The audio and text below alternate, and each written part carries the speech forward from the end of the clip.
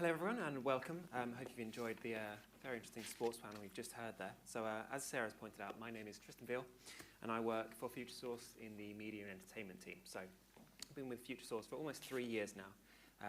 It's been a really great insight into the changing video landscape. So to start with, I'm gonna go backwards a little bit. I'm gonna go backwards in time in order to go forwards and show where the landscape's heading from. If we look 10 years ago, so back to 2007, TV was really the only way you could watch home video content. You had to sit at home on the sofa, as David pointed out, and that's the way you consumed your video. So at the moment, we've got about 2 billion TVs installed or in use around the world. It's expected to grow to about 2.3 billion by the end of our forecast period, 2021. Now, that's relatively stable, really, when you think about it, and all the other changes that have been going on in the environment. But I'm not saying the TV market's been stable or anything, but there's been significant improvements in TV. So they are bigger in terms of screen size. Obviously, the volume of them has got very, very small these days. They're a lot cheaper. The picture quality is dramatically improved. So we now have 4K Ultra HD, which is 4 times the number of pixels compared to just the HD screen, which itself was a big jump up from the SD. But the purpose of the TV hasn't changed. It's still supposed to be sat in your main reception rooms, and this is where you go for the premium viewing, whether you're watching a movie, a TV show, or some sports content. But TV now has quite a lot of competition from what I'm going to term floating screens. So if we add on smartphone and tablet, the picture changes quite a lot, and hopefully the axis in my chart begins to make a little bit more sense. So in 2007, smartphones, just a minor blip, really, compared to the TV. Tablets, they barely existed at all. Yet by the end of the forecast period, we're expected to have 4 billion of these devices in use around the world. So no longer a small blip on TV's radar. So smartphones and tablets have made it possible to watch video anywhere you want, any time of day, whatever content you want to watch. For example, you could wake up in the morning before leaving bed. You could be on BBC News. In the kitchen, waiting for the kettle to boil. Just in that short break, you could watch the YouTube video you were recommended. Advert break on TV, you can scroll through Facebook, pause on a Facebook Live video, have a little bit more content. Waiting for the train, pick up that new trailer for Game of Thrones you haven't got around to viewing yet. And even on the train, you can just watch the latest episode of EastEnders if you want. So before you've even got to work, that's 5 opportunities to watch video. One of them, premium content, which you wouldn't have had without some of these floating screens. And of course, we have a very small segment at the moment, but a very interesting area, which is VR. It's early days for this, and Futuresource have a tracker for this, and we're going to monitor this very closely over the next coming years. It's very, very small at the moment, but if you look back, this is actually similar to what the tablet market was when that first started. So we're hoping to see this grow even further. We're not saying it's going to get anywhere near the size of smartphones, but this is another kind of screen viewing, which again can fragment the landscape even further. Now, I've overlaid these devices on top of each other, but we do recognize there's going to be fairly significant overlap. Each user is going to have multiple devices, and because you've got multiple devices, your attention has to be split out among them. If I move on to just the UK example here, as a developed country, things have happened a little bit sooner. So over the first few years there, 2007 to 2014, the install base of screens in total pretty much doubled, which is fairly significant. And the enabler behind this is internet. So the internet is essentially the backbone for fragmentation. This is what makes it all possible, and this is where we're going to be heading in the future. If we look back to 2010, just 1% of homes with a broadband connection were able to reach 30 megabits per second or faster. 2 years after that, 15% are able to reach it. And if we look forward to 2021, we're expecting 92% to be able to reach that. It's therefore no surprise that these internet-driven services such as Sky's Buy and Keep, such as Netflix, such as Amazon, all popped up during this period. So how has the content market shifted with all these different devices? We run consumer research. We do this twice per year. We've done this for, I think it's 8 years now. And we ask a nationally representative sample of adults 16 plus to answer loads and loads of questions about their entertainment consumption and the related device usage. So there's a few questions we like to keep in to trend, barometer questions, and this is one of them. What video service type do you watch most frequently? Effectively, this is what do you do when you pick up the remote for the first time, when you're about to sit down and watch TV, or when you pick up your smartphone and tablet. Where are you going to go? So there's loads and loads of answers you can potentially give. There's linear live, both free and paid. You can have on-demand, such as SVOD, pay-per-view, even DVD and Blu-ray. And we lump these all together in either the linear or the on-demand side. Now, we see there that over time, on-demand is becoming the go-to platform. In fact, if we actually look at the US, it's now over 50% of respondents said they pick up an on-demand platform rather than watching a linear live, which is quite a lot of a shift from where we were just 10 years ago. However, this isn't just a US trend. In the EU countries, the EU3 shown there, you can see exactly the same thing moving forward. So when this research is renewed, it's a few weeks before it comes up back out of field, it'll be interesting to see whether maybe one or maybe even all four are showing over 50% of respondents pick up an on-demand rather than a linear. However, I should point out this is instances rather than time spent. If you watch some premium sport, something like a football game or maybe even an NFL game, then the time you've spent on watching that means that even though you might more frequently go to an on-demand, your actually time spent is much, much higher on the linear side. So this is just instances. So if we look across a number of different countries, if we put together the linear live from the paid and the linear live from the free, then that is the go-to platform across all of these countries. That's the number one choice. However, from the on-demand side, there's a lot of fragmentation just within what they prefer. So for the US, the UK, Netherlands, and Sweden, they will all, as their on-demand platform of choice, pick up SVOD. However, Japanese and German respondents would rather pick up a DVD and a Blu-ray and plug that in and watch that. And French respondents say they'd rather watch catch-up. So that's back to the live. So there really is a no one-size-fits-all. You basically have to take each country by country when you're designing the way that the landscape is fragmenting. So how does this relate back to spend? Well, if I'm using this UK example, over the last 4 years, so from 2012 to 2016, there's actually been a relatively limited growth of home video spend. It's gone from just under 2 billion to just over 2 billion. However, the composition has changed really quite significantly and pretty much beyond recognition. So sell-through used to be 84% of home video. Now that's just down to less than 30%. And DVD and Blu-ray used to make up pretty much everything back in 2012 of that sell-through. And that's changed as well. SVOD is now shown as around about 2/3 of spend goes on those subscription services. Now, there's a lot of argument, and quite rightly so really, about whether SVOD should sit here, because it doesn't perfectly sit in the home video side, but it also doesn't perfectly sit in the pay TV side. Basically, SVOD has found this little gap between pay TV and between the home video, where it sits really well, and it's been able to capitalize on all this fragmentation, and enabled by the internet means that it's been able to grow. So SVOD, they don't have just a TV or just a mobile policy. They have an everything policy, which does make it very expensive in some ways because you have to cater to loads of different devices, and in some cases, loads of different operating systems if you look at just the relatively fragmented smart TV market. However, they've made a really, really good show of this. So Netflix is now an international phenomenon, and Amazon is chasing them very hard. I guess it doesn't hurt that they're actually spending billions and billions on content as well. So although the spend has shifted quite a lot, the actual engagement of the consumers hasn't. So 2/3 of all our respondents say that they engage in some kind of home video, whether that being, excluding the linear side, whether that being DVD, Blu-ray, SVOD, whether it's EST, any kind of thing. However, although we've shown a much, much higher proportion of spend is now going to SVOD, the proportion who are engaging in it is not that different from the DVD and Blu-ray. So we're going to see a lot of overlap within these consumers. It's the same consumer who picks up an SVOD and also will be the ones watching a DVD and Blu-ray. So of that 38% who say they're an SVOD subscriber, 2/3 say that they still buy physical, which means that it's more than double the overall base just comes from that SVOD subscriber. And these are the same people that are buying EST too. These are the key consumers who are probably spending the most on all the CE devices as well, your smart TVs, tablets, mobile phones, and these are going to be the key spenders on VR too.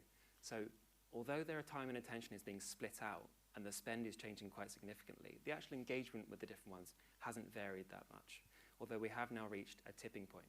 Just 12 months ago, it would have shown that DVD and Blu-ray was slightly above the SVOD, but that has now switched around as SVODs become more popular.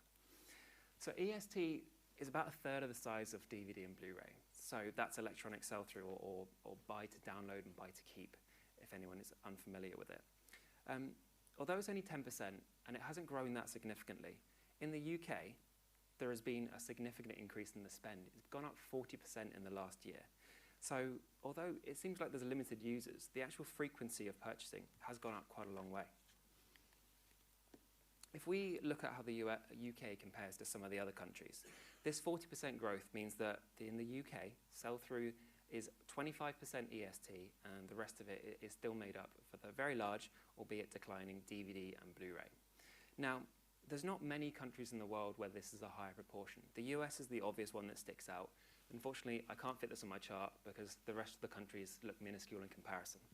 However, Germany is showing some signs of breaking out, and even the Nordics, where they're a very, very subscription-heavy set of countries, but their EST has picked up in the last 12, 18 months, as they've realized there is still some benefit for buying digitally and able to build a digital library. So the 40% in the UK has been driven by a couple of key countries. There's been a couple of initiatives from Amazon and Sky in particular. So Amazon has about a 15% share of the EST market, and Sky's is 25%.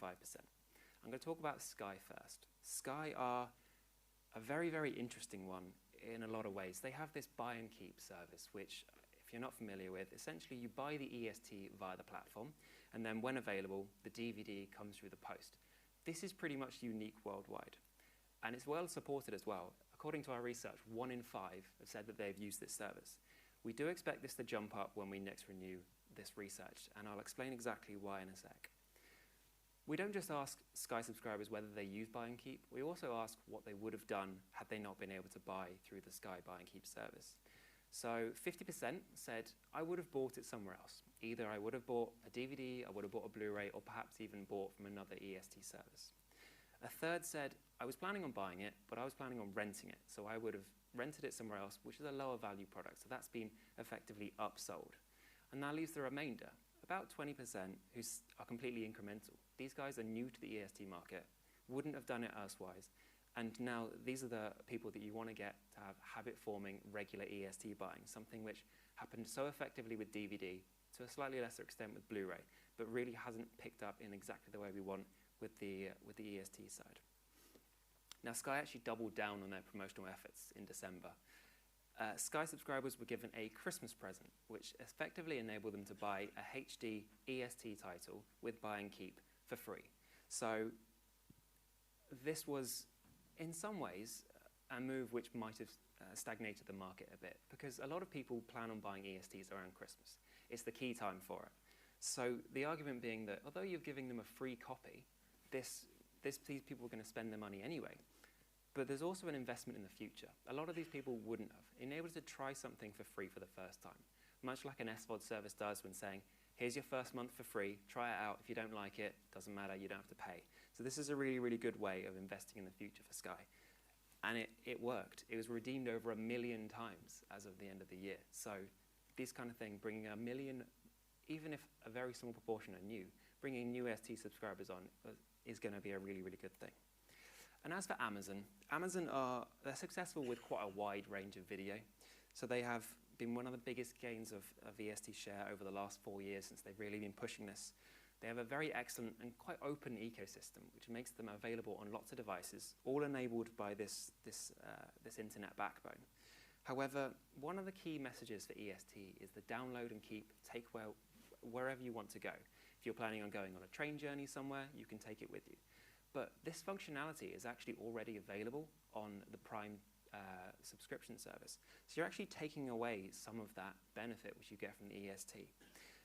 It's well used. 60% of Prime Video users said, I've downloaded a title to watch offline, whether it's be on the train on the way to work to avoid some of the data caps you get with mobile internet.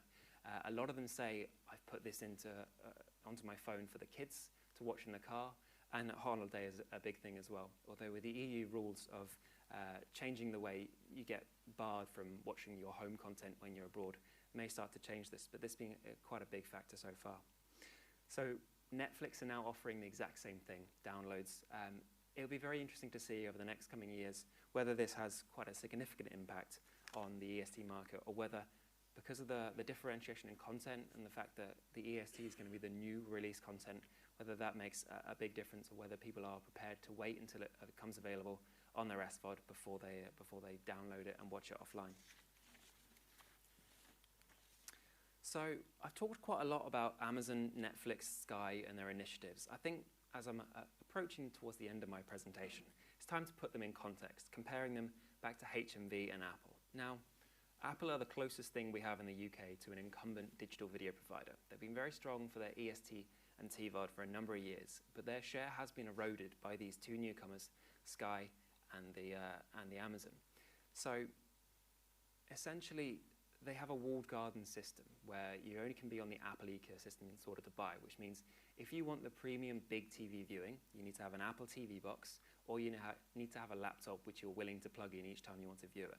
And compared to the convenience which the Netflix, the Amazons have, where either there's an app available on your smart TV or smart device already, or there's a device for very cheaply you can plug into that and enables you to view it, it seems like that has harmed them in some ways. And as for HMV, now there have been concerns about HMV closing down for as long as I can remember, and it hasn't happened yet. And when you see the actual revenues, £170 million, that's not a small market. And it's actually the same size as the Amazon digital video revenues. Amazon, who we talk about all the time as the new up-and-coming, the ones with the best initiatives, the ones that are globally rolling out their service and doing really, really well. So it's really, the packaged market is definitely something you can't discount, even at this point. And as for Netflix, well, the UK has been one of its best international projects. The spend is reaching £500 million. It's the largest digital video provider in the UK, but by quite a significant margin at the moment.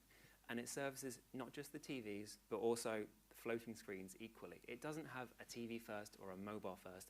It has a everything first policy. And as for Sky then, they've invested significantly in their transactional and subscription. So the Sky Buy and Keep, they've still got their VOD service, and Now TV as well, means that they're competing with the likes of Netflix directly. They're expanding from just the main TV, although that is still their main focus. And they're bigger than Apple, Amazon, and HMV. They're smaller than Netflix on this measure. However, their content deals for movies stretches across not just the online platforms, but also their linear platforms. So if you add in the revenue which they would get from a Sky Movies channel package, that means about an extra £500 million per year. So that puts them ahead of Netflix. But it's not that significantly ahead of Netflix. So how long before it becomes the question for studios? If I'm getting this much revenue is coming from Sky and this much is coming from Netflix, maybe I should start to switch where my first window pay deals go through. And that's a question as Netflix continues to grow, whether it puts a bit more pressure on this. So in order to summarize then, overall, yes, we are seeing continued and very, very rapid change in the video environment. Fragmentation is apparent not just in the UK, but globally, and the more developed countries are seeing this even faster. The big enabler for this is internet, and the faster internet, both through a fixed and through a mobile, although the data capping is still a fairly major problem for all of these online services, that's going to be a big feature in the future. The key video services are seeing this fragmentation as an opportunity rather than a threat. They have more consumers, more screens, more eyes that they can reach with just the same content they're already making. So they can monetize the same content in a variety of different ways. And SVOD is going to continue to grow. It's going to continue to populate that space between home video and pay TV. And not just one service, but we're seeing multiple subscriptions per household. So we're going to see this continue to improve, and if the trend continues as it is, it's going to continue to supplement the linear TV that we're currently seeing. It's not a direct replacement. There are some signs that this is happening in some countries, but it is a very small portion of the market. So that's the cord shaving or the cord cutting, as you were being. So overall then, premium video, it still has revenue as strong as ever, and that is actually growing. And we're adding even more premium tiers on top of this. So the likes of 4K Ultra HD and even premium audio, which can help to enhance that big TV viewing which you have and you can only get in the main screen. And then finally, social media video. It's a bit of a wild card in terms of the fragmented landscape. However, when you have stats like 75 million people viewed on Facebook Live, the Manchester One Love concert, and Snapchat is now increasingly focused on curating premium video, this really isn't a market that you can continue to ignore. Thank you very much for listening.